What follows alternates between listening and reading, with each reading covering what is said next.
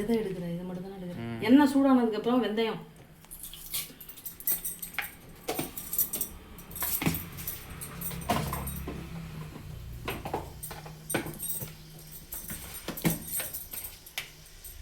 கொஞ்சோண்டு சீரகம்,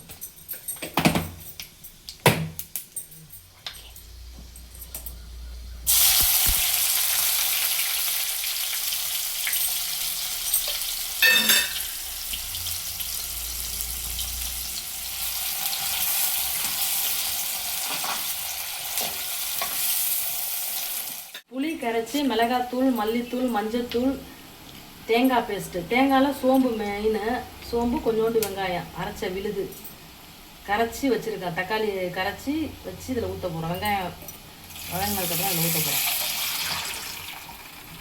தஞ்சாவூர் ஸ்டைல் மண்பானை மீன் குழம்பு. கொதிக்கட்டும், குழம்பு கொதிக்கட்டும் நல்லா. அது வரையும் மூடி வைக்கிறேன். நான் ஊற வச்சுருக்கேன் அந்த மீன் பார்த்தீங்களா, அதையும் போடுறேன் நான். நல்லா குண்டு குண்டாக இருக்குது இந்த மீன். கொஞ்சம் உள்ளே உப்பு சேர்ன்றதுக்காண்டி ஊற வச்சுருக்கேன் அந்த மீன். நல்லாயிருக்கும் அந்த குழம்பு கொதித்து. மீன் வேகிறதுக்குள்ளே அந்த மசாலாலாம் நல்லாயிருக்கும்.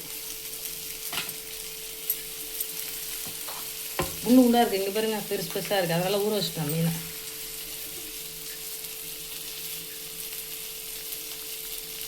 ஊற வச்சுட்டு கொஞ்ச நேரம் மூடி வைக்கலாம்.